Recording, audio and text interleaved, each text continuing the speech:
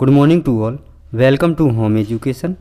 जैसा कि बच्चों हम बीए सेकेंड ईयर की हिस्ट्री को सॉल्व कर रहे थे, उस सीरीज़ में हमने अभी तक जो आपका सेकंड पेपर होता है हिस्ट्री का, उसकी 2 यूनिट कंप्लीट कर ली हैं। अगर आपने वो वीडियो ना देखी हो तो आप जाके पहले उन्हें देख लें, फिर ये वीडियो देखें। ओके, तो चलिए आज है अपना इस वीडियो में पढ़ना अपन को यूनिट 3 जो इंडियन हिस्ट्री से रिलेटिव है। ठीक है, तो सबसे पहले हम क्या पढ़ेंगे यूनिट 3 में क्या मतलब आपके ऑब्जेक्ट निकाल सकते हैं इसमें। तो पहले ऑब्जेक्ट देख लीजिएगा। सबसे पहले जो मुग़ल कालीन मकबरे हैं, ठीक है, तो पहले वो आ सकते हैं कि किन का मकबरा कहाँ है। तो चलिए स्टार्ट करते हैं। देखिए सबसे पहले आता है बाबर का कि मकबरा कहाँ है। ठीक है, मुग़ल कालीन के जितने भी सुल्तान हुए हैं, राजा हुए हैं, तो आपको सभी का मतलब मकबरे देखने पड़ेंगे। ठीक है, तो बाबर का आता है कि काबुल भी है और आगरा का जो बाग है, आगरा में है ये आराम बाग। ठीक है, और ये आपका ऑब्जेक्ट क्वेश्चन भी आता है कि आराम बाग कहाँ किस शहर में स्थित है, तो आप आगरा लगाएंगे। और ये आराम बाग बाबर कालीन है, शायद बाबर ने ही बनवाया था इसको। ठीक है, तो बाबर का मकबरा पहले ऐसा था कि जब वो ख़त्म हुए थे तो उन्हें आगरा के आराम बाग में दफनाया गया था। लेकिन उनकी जो दूसरी बीवी थी जो अफ़गान में थी, वो बाद में उनकी मिट्टी को यानी डेड बॉडी को वहाँ से निकाल के आराम बाग से और काबुल ले गई थी। ठीक है, वो इसलिए हुआ था कि जब बाबर की जो आत्मकथा थी, क्या नाम था उसका, बाबरनामा, किस भाषा में लिखी गई थी, तुर्की भाषा में। ये वेरी मोस्ट क्वेश्चन है, ये आता भी है। तो उसमें लिखा था बाबर ने कि मैं मरूँ का जहाँ, मुझे दफनाया कहाँ जाए, काबुल में। इसलिए उनकी बीवी काबुल ले गई थी। तो आप याद रखना कि बीवी एक ही अच्छी होती है। देखो 2 हैं उसके पास, तो दोनों में मरने के बाद भी नहीं छोड़ा उस बंदे को। ठीक है, पहले आराम बाग में आराम कर रहा था, फिर चलिए काबुल। ठीक है, तो इस ट्रिक से आप याद भी रखेंगे कि 2 जगह वो आराम बाग। फिर दूसरा आता है हुमायूं। हुमायूं कहाँ था मकबरा, दिल्ली में। तो दिल्ली का में जहाँ हुमायूं का मकबरा है, एक अच्छा टूरिस्ट प्लेस भी है कि दिल्ली में आप जाओगे तो जो वहाँ के टूरिस्ट प्लेस हैं दिल्ली की, तो हुमायूं का मकबरा भी एक प्रमुख है उसमें। और हुमायूं की मृत्यु कैसी हुई थी, दीनपनाह नाम की एक पुस्तकालय था, मतलब जहाँ बहुत सारी पुस्तकें थी, वो पढ़ रहे थे वहाँ, तो सीढ़ी पर चढ़ रहे थे, तो वहाँ से गिरकर उनकी मृत्यु हो गई थी। ठीक है, तो आप याद रखेंगे। अकबर कहाँ है, सिकंदराबाद। यानी अकबर क्या था, मतलब आप ऐसे याद रख लेना कि वो सिकंदर था। ठीक है, मुग़ल कालीन का सबसे अच्छा नेता राजा था, तो आप ऐसे भी याद रखेंगे। जहांगीर क्या था, लाहौर। उनकी मृत्यु कहाँ हुई थी, लाहौर। अब जहांगीर को कैसे आप याद रखेंगे, लाहौर। ठीक है, वो ऐसे याद रखेंगे क्योंकि भाई साहब ये तो पता ही था कि नशेड़ी थे, तो नशेड़ी आदमी का क्या विचार। और दूसरी बात, अनारकली भी हाथ से निकल गई थी, तो वो क्या दिल्ली में न रुक के यहाँ वहाँ निकल लिए थे, इसलिए वो लाहौर निकल गए। ठीक है, शाहजहाँ आगरा, वो तो क्लियर है, ताजमहल में उन्हें बाद में उनकी बेगम भी वहीं थी, तो उन्हें भी जाना पड़ेगा। अब बहादुर शाह जफ़र कौन थे बेटा, ये बहादुर शाह जफ़र मुग़ल कालीन के सबसे अंतिम राजा थे, ये मुग़ल काल के सुल्तान थे। तो इन्हें म्यांमार, तो रंगून ये कहाँ है आपका, म्यांमार में है। तो क्या हुआ था, जो 1857 की क्रांति हुई थी, इन्हीं के नेतृत्व में की गई थी। तो क्या क्या हुआ था, इन्होंने अंग्रेज़ों के खिलाफ रंगदारी दिखाई थी कि तुम, तो क्या हुआ था, रंगदारी के चक्कर में क्या भेज दिया, रंगून भेज दिया।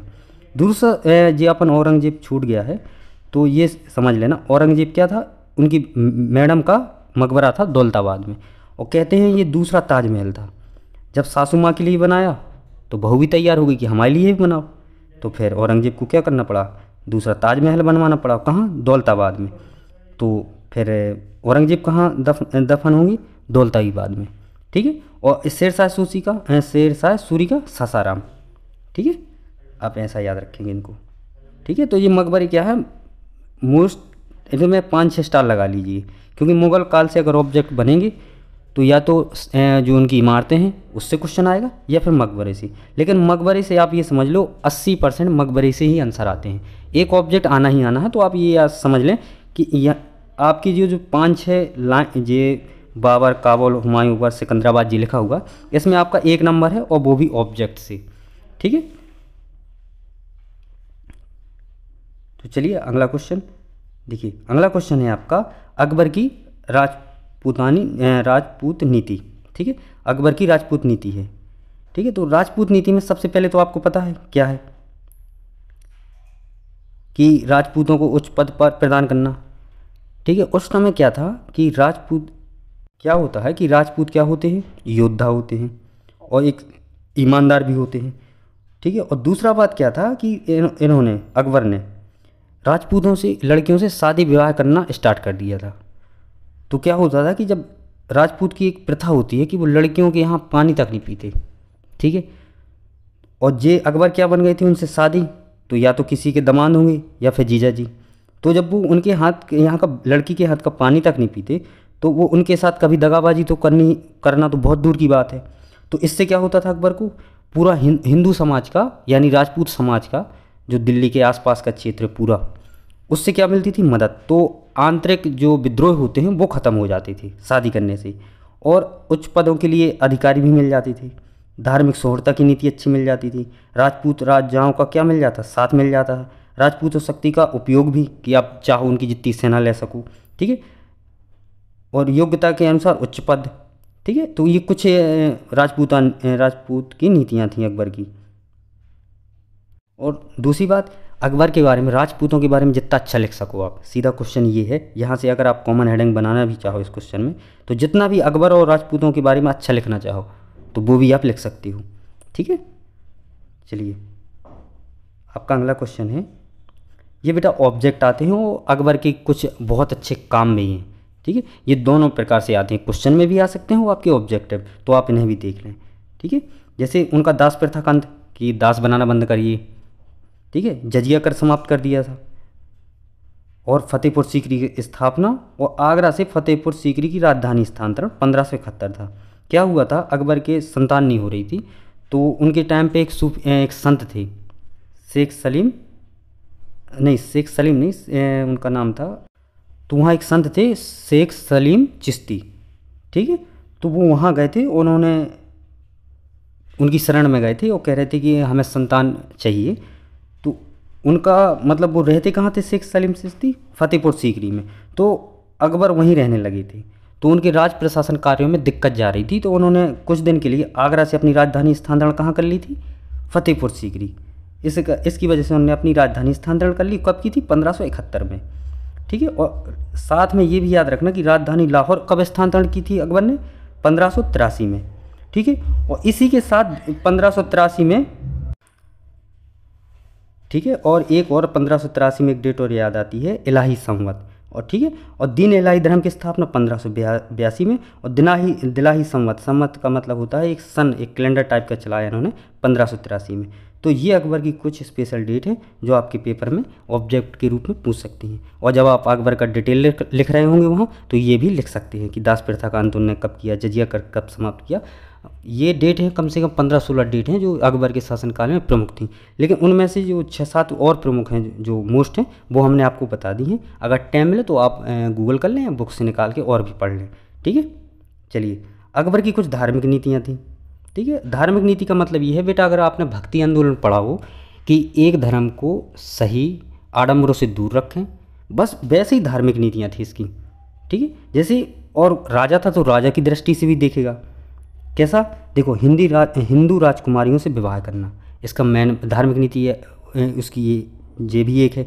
क्यों, अब ये समझो कि वो मुस्लिम राजा था, हिंदू लड़कियों से शादी करेगा, उससे क्या होगा, हिंदू मुस्लिम तालमेल एक होगा, हिंदू जो विद्रोह करेंगे वो भी दब जाएंगे। ठीक है। जजिया कर और तीर्थ कर की समाप्ति, जजिया कर लगता है हिंदू समाज को, और तीर्थ कर जो हिंदू समाज के जो धार्मिक स्थल होते हैं, उस धार्मिक स्थलों से में भी कर लगता था कि आप उसे देवी माँ के दर्शन करने जा रहे हैं, आप टैक्स दो। तो ये भी अकबर ने समाप्त कर दिया था। दूसरा था धार्मिक स्वतंत्रता, मतलब इससे पहले क्या थे, मुस्लिम कट्टरवादी नेता राजा हुए। ठीक है। मुस्लिम जितने भी थे, लेकिन इसके अकबर क्या था, धार्मिक स्वतंत्रता की, धर्म में कोई रोकथाम ना हो, जो पूजा कर रहा हो उसको कोई टेंशन ना दो। ठीक है। ये टाइप का राजा था वो। धर्म परिवर्तन पर रोक, क्या हुआ था, इससे पहले जो भी राजा आ रहे थे, जो मुस्लिम शासक आ रहे थे, वो क्या कर रहे थे कि जैसे कोई प्रॉब्लम हुई या दबे कुचले लोग हैं उनसे ज़बरदस्ती या कोई उनकी स्वेच्छा से, प्रेशर से, और उनके दिमाग को मतलब ये समझो कि या आप ऐसा समझ लो कि जैसे कोई धर्म के बारे में ज़्यादा अच्छा अच्छा बताना, लोगों को भरना, तो ये सब रोक लगा दिया था कि आप धर्म को बिल्कुल आज़ाद रखो। ठीक है। और दूसरा काम इसने बहुत अच्छा किया था कि हिंदू धर्मों को ग्रंथों का अनुवाद करवाया था फारसी भाषा में। ठीक है, फारसी भाषा में करवाया क्योंकि फारसी भाषा चल रही थी। ठीक है, और भी कुछ भाषा में हुई होंगी लेकिन ज़्यादातर फारसी भाषा में ही हुए हैं। ठीक है, क्योंकि मुग़ल काल की राज की भाषा क्या थी? फारसी थी। ठीक है, और जैसे शिवाजी की आती है कभी कभी कि शिवाजी की प्रशासन काल की राष्ट्रीय भाषा क्या थी? तो मराठी थी। ठीक है, ये भी याद रखें आप। तो हिंदू धर्म के ग्रंथों का अनुवाद करवाया, हिंदू प्रथा और त्योहारों को अपनाया। ठीक है, मतलब सपोर्ट किया कि भाई जो जैसे रामनवमी होती है, हनुमान जयंती होती है, तो इसमें उन्होंने सपोर्ट किया। ठीक है, दीन इलाही धर्म चलाया, लेकिन दीन इलाही धर्म में उनने किसी पे प्रेशर नहीं डाला था। वो स्वेच्छा से जिसको अपनाना हो अपनाओ, ना अपनाना हो ना अपनाओ। ठीक है, और नहीं तो अगर उस टाइम तो अकबर देखो पूरे भारत पर राज कर रहा था, अगर चाहता तो अपने धर्म को मजबूत भी कर सकता था। ठीक है, इसलिए उसको एक भी यही पता है कि धार्मिक उसके टाइम पे स्वतंत्र होगा इंसान। नहीं तो देखो इतना बड़ा राजा, वो चाहता था कुछ अपनी जनसंख्या या कुछ लोगों को अनुयायी बना लेता उस टाइम, लेकिन उसने किसी पर मतलब प्रेशर नहीं किया था। देखो, इबादत खाना में सर्वधर्म संसद की स्थापना करना, कट्टर उलमा का प्रभुत्व से मुक्ति, मतलब जो उस टाइम के मौलवी होंगे मुस्लिम धर्म के, और वो जो अपने प्रशासन को मुस्लिम तरीके से या मुस्लिम तरीके से चलाना चाहते होंगे, उन्होंने बंद करवा दिया कि भाई बिल्कुल नहीं।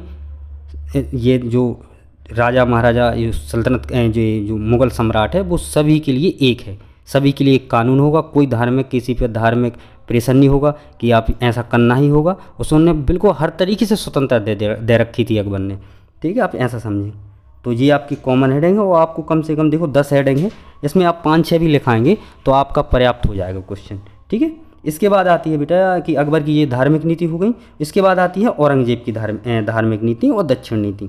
तो उसकी दक्षिण नीति में कुछ नहीं है, केवल 2 ही जीता थे उसने, बीजापुर और गोलकुंडा। ठीक है, और वो मराठाओं को जीतने में असफल रहा था, क्योंकि उस समय मराठा क्या हो रहा था? पतन नहीं हो रहा था, उसका उत्थान हो रहा था।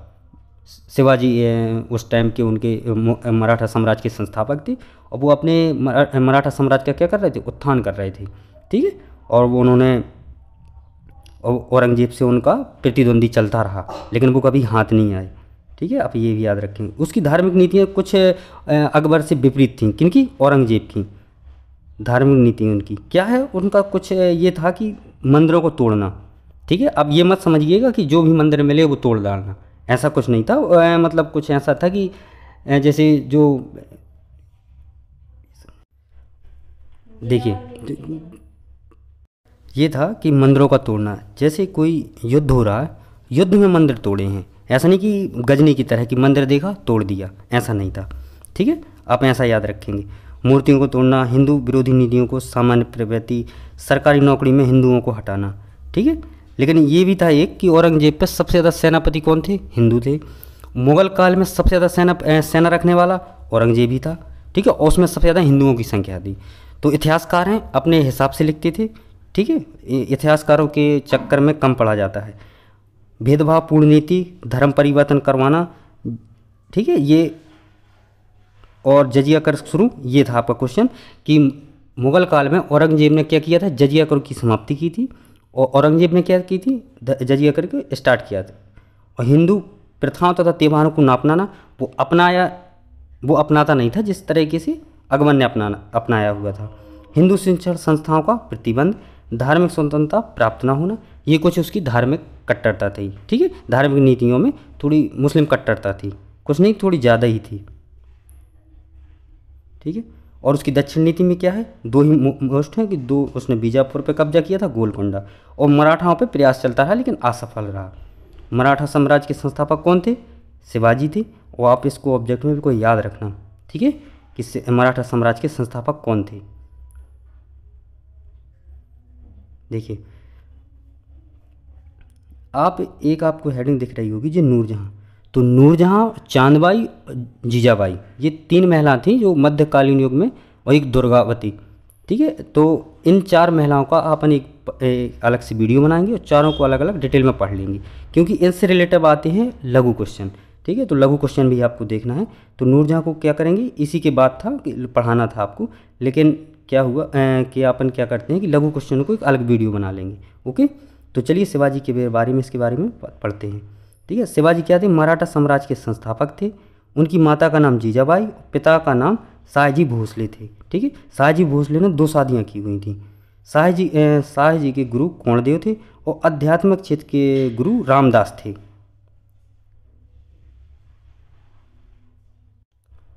और रामदास ने अपनी रचनाओं और उपदेशों का जो रचनाओं का संलेख था उनका, वो दास बोध के नाम से फेमस था। ठीक है, अब शिवाजी के बारे में थोड़ा और पढ़ते हैं डिटेल में कि सर्वप्रथम शिवाजी की सैन्य अभियान बीजापुर के तोरण नाम पर पहाड़ी के किले पर किया गया और 1656 शिवाजी ने रायगढ़ को अपनी राजधानी बनाया। ठीक है, इसका पहला सैन्य अभियान कौन था, बीजापुर था, कि तोरण नाम की पहाड़ी के किले पर कब्जा करना। तो आप ये याद रखेंगे, उसकी राजधानी भी याद करेंगे। डेट अगर नहीं भी आपको याद है तो चलेगा। ठीक है, देखिए सबसे फेमस अफजल वध के बाद आप ये समझो कि वो जब अफजल वध के बाद ये कुछ ज़्यादा ही फेमस हुई थी।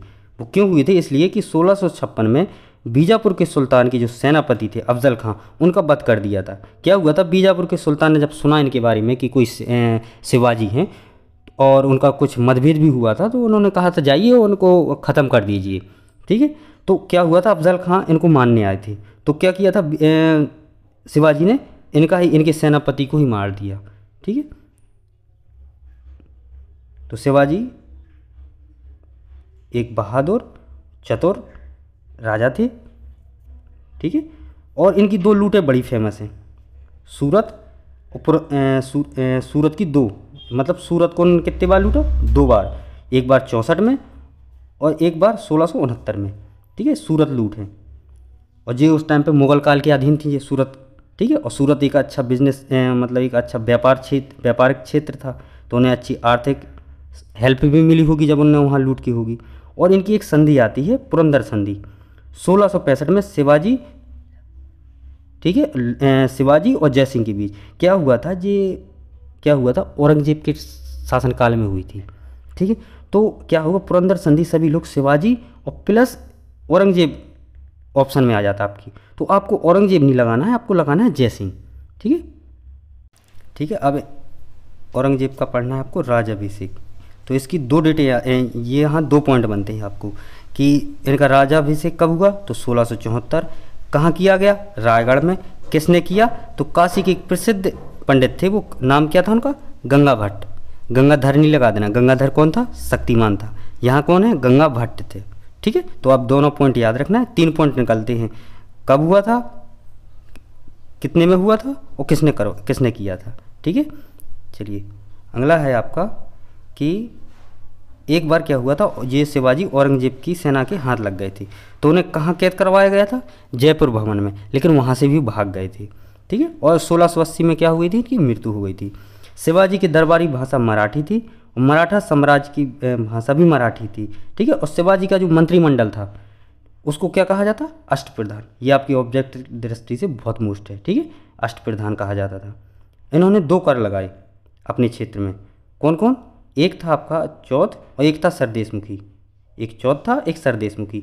इसका डिटेल पढ़ लीजिए थोड़ा, कि किसी क्षेत्र को बर्बाद न करने के बदले, जैसे छोटी सी रियासत हुई और ठीक है, तो उसको बर्बाद ना करेंगे हमें टैक्स देते जाइए, हम आपकी रक्षा करेंगे। ठीक है, और ये था अपने आप को श्रेष्ठ दिखाने के लिए कि हम आपसे बड़े हैं, आप हमें दो कर के रूप में। तो ये 2 कर उनके फेमस थे। ठीक है, ठीक है, और बस सेम है उनकी प्रशासनिक व्यवस्था, सेम ही है। योग्यता के आधार पर पदों का वितरण करना, सभी जातियों धर्मों की स्थापना, राष्ट्रभाषा, कठोर अनुशासन, स्वतंत्र व विद्रोह की भावना, क्योंकि ये मुगलों से लड़ रहे थे। तो ठीक है, तो स्वतंत्र और विद्रोह की भावना दोनों थी इन्होंने। ठीक है, और ठीक है, समाज में समानता का भाव, गुप्तचर व्यवस्था, गोरिल्ला पद्धति, ये तो मोस्टी है उसकी, शिवाजी की गोरिल्ला पद्धति। ठीक है, सैन्य व्यवस्था, हिंदुत्व की नीति। ठीक है, इनके में मुस्लिम नीति नहीं मिलेगी, क्योंकि ये मुसलमान राजाओं से उस टाइम परेशान थे, इसलिए हिंदुत्व को एक करके और मुगलों के सामने रख रहे थे कि आप इनसे लड़िए।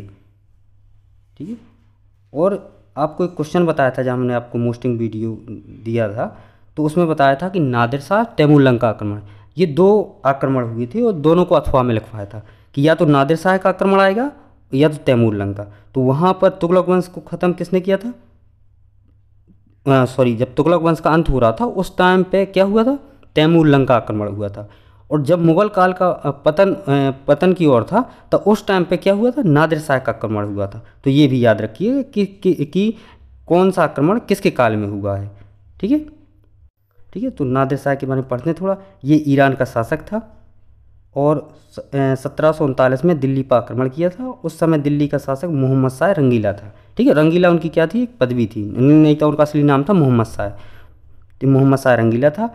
इसे ईरान का नेपोलियन कहा जाता था। किसे? नादिर शाह को। नेपोलियन ने जब इसी ने नादिर शाह ने जब दिल्ली पर आक्रमण किया तो वहाँ पर शाहजहाँ का तख्त ताउस, यानी तख्त ताउस को मतलब ये कहा जाता है जो मयूर सिंहासन, ठीक है, जो शाहजहाँ ने बनवाया था अपने बैठने के लिए, वो और कोहिनूर हीरा वापस ईरान ले गया। ठीक है, 2 चीज़ लेके स्पेशल थी इसकी, तो वो बता दी आपको।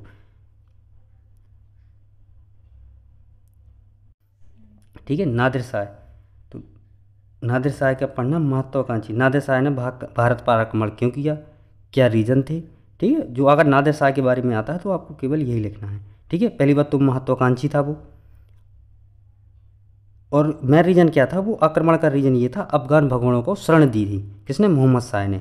क्या हुआ था उस टाइम? अफगान पे इसका युद्ध चल रहा था। उसने एक संधि की थी मुगल शासन से कि आप किसी भी अफगान जो वहाँ का राजा होगा या कोई सेनापति होगा तो आप शरण नहीं देंगे। तो उन्होंने क्या किया? शरण दी थी मुगलों अफगानों को। तो इसकी वजह से भी ये एक युद्ध का कारण बना था। और ईरानी दूत की हत्या, ठीक है, और क्या हुआ था? ईरानी दूत की हत्या भी हो गई थी अपने भारत में। तो इसकी वजह से क्या हुआ? जब ईरानी दूत आया होगा कि आप शरण क्यों दे रहे हैं, आप इनको वापस करिए, तो इसी बीच हत्या भी हो गई थी ईरान दूत की। तो कुछ ये कारण था कि नादिर शाह ने भारत पर आक्रमण किया, दूतों का आदान प्रदान बंद करवा दिया था। मतलब जो नादिर शाह के जो मतलब ईरान से अपना जो राजदूतों का आदान प्रदान या सामान का कुछ भी वस्तुओं का आयात निर्यात ये बंद हो गया था। तो ये भी एक कुछ कारण थे।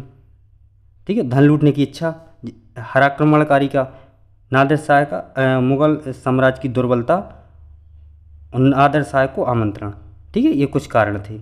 और जो कॉमन नीतियाँ बताई थी आपको, ठीक है, कि मुगल काल के प्रतिद्वंदी होना और उसे सेना शक्ति का अभाव होना और पद के लिए प्रतिद्वंदी का होना, उत्तर भारत की कमज़ोर नीति होना, मतलब कुछ ऐसी कॉमन हेडिंग थी जो आप लिख सकते हैं। इन्हीं कारणों को देखकर नादिर शाह ने क्या किया था? दिल्ली पर आक्रमण किया था। तो ठीक है, ये आपका आज इस वीडियो में यूनिट 3 कंप्लीट हो जाती है। ठीक है, तो इसके बाद आपको अपन मिलते हैं चौथे यूनिट में। ओके, वीडियो देखने के लिए थैंक यू। और अगर आपने वीडियो को शेयर ना किया हो तो वीडियो को शेयर करें। Thank you.